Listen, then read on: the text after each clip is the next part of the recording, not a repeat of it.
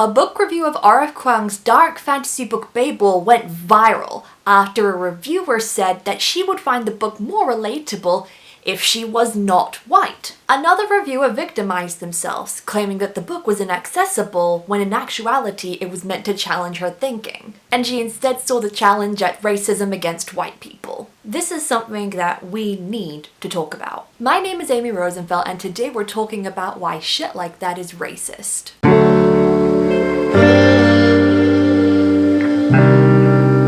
Now I should probably start by saying that I have not read Babel yet. I don't even know how it's pronounced. Babel. I only know vaguely what it's about. An Asian protagonist breaking down systemic racism in an educational magical institute in Oxford, I think. It's a dark academia fantasy that has taken the world by storm since it's released. I don't think it's even been out 6 months yet. And some people are thundering over it. And the fact that it is upsetting stupid people does give me more reason to want to read it. It might be a while though, my TBR is lengthy and I'm kinda broke. And I couldn't wait that long to read it because of how important this topic is. And also because the algorithms wouldn't really like me that much if I posted this like 6 months into the future. And interestingly, the main reason that people don't seem to like Babel is one of the roots and one of the themes within the book itself.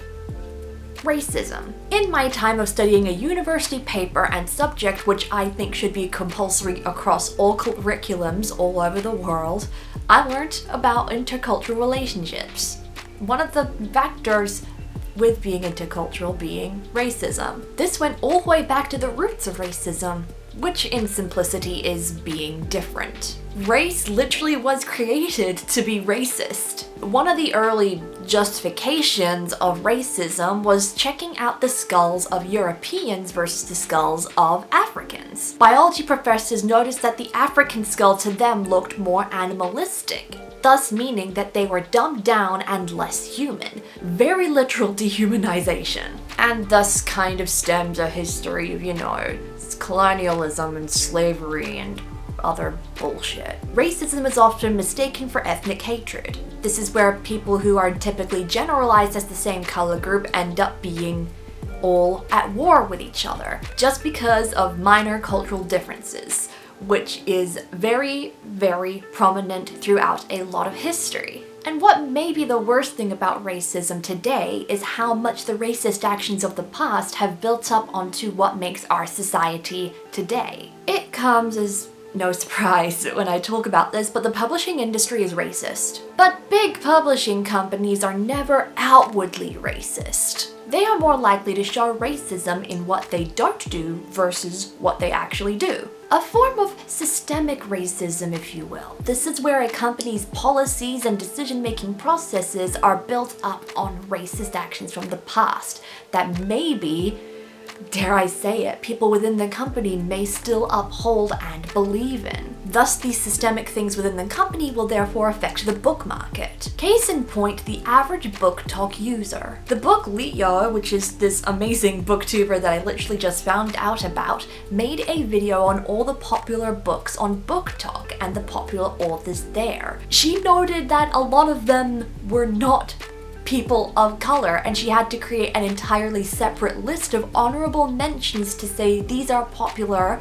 within people who read protagonists of color and authors of color, but they were not popular enough to be deemed or seen within the first few layers of BookTok when you first log in. So what does that say? It alludes to the industry favoring books written by white people, especially those who are straight and cisgendered. It is very likely that kind of stuff is going to get marketed more, and thus more so some systemically racist ideas and agendas, which the people of color and people not of majority cultures will have to create content to challenge. Quite often this means that a non-white author is going to have a non-white lead. And apparently some white people don't like that, especially when there's not a single white character in the book. Because it becomes untouchable, there's nobody to relate to. Yes, We can't argue that being of a different race has its own unique challenges, differences, and even minute forms of racism. But my thinking is that if you can't directly relate to a person, you can learn from them, whether that would be in a positive or negative kind of learning influence. Let's talk about this in basic terms. If you don't know how to drive a car, somebody teaches you, and different driving instructors will be able to give you different leads and insights. So people of different races, sexualities, and genders can give you these different insights too.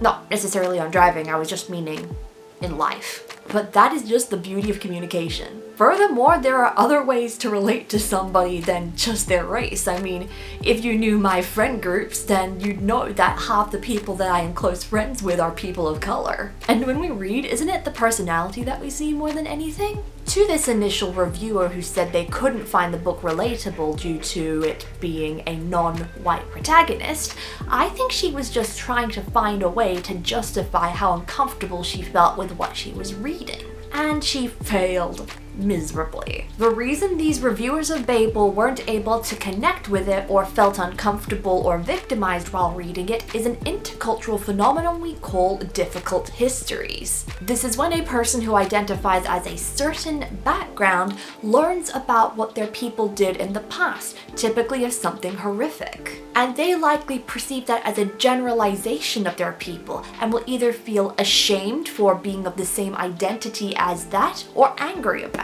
it. They could also be in such disbelief that it can't compute inside their tiny little heads and they may deny it altogether. I experienced feelings of difficult history when I first learned about the slave trade and the KKK. I will admit that it did make me feel uncomfortable being white for a period of time, but then it was replaced with the motivation to be nothing at all like slave traders and the KKK, to do better and to advocate for equity. Neither of those reviewers felt that way after reading Babel, it would seem. From what I have heard of Babel, that is meant to be the point of somebody reading it from a white perspective, even though it wasn't meant to be for them. That's what the dark academia genre does, it challenges your thinking. So this is not one of those excuses where you didn't like that book because it wasn't made for you. I would say that if they weren't fans of either historic fantasy or dark academia, but I wouldn't know that about them. Furthermore, if they're so thick that they can't get that moral of the story and they just see it as some kind of racist stab, don't put your faith in humanity in them. And these are just people who voiced their reviews and got viral by saying that kind of stuff. How many more people do you think that? This kind of stuff isn't a simple problem to be fixed because of how deep systemic beliefs are for them to be able to think that way. Systemic bullshit that I cannot see ourselves getting through in our lifetime. But we should still be doing stuff to lessen this in the general public, populace, and in the economy. So this kind of stuff can be stifled with the 3 E's: education, economy, and exposure. Not that exposure! Education. People need to realize and know these issues no matter what walk of life they come from. They need to know what systemic racism is and potentially identify problems within themselves that need unlearning. And they should want to unlearn these things. It should be a practice that should be encouraged. Economy.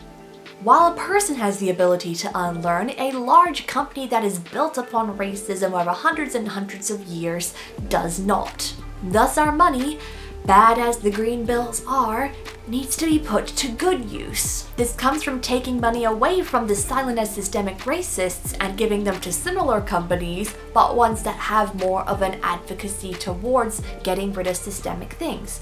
Publishing houses that will be more likely to publish people of color and other minority voices. Exposure. And the best way we can get people to know about this is by telling. To tell and promote books that challenge the homogeny that is out there. To share them now on whatever media that you can, in any way possible.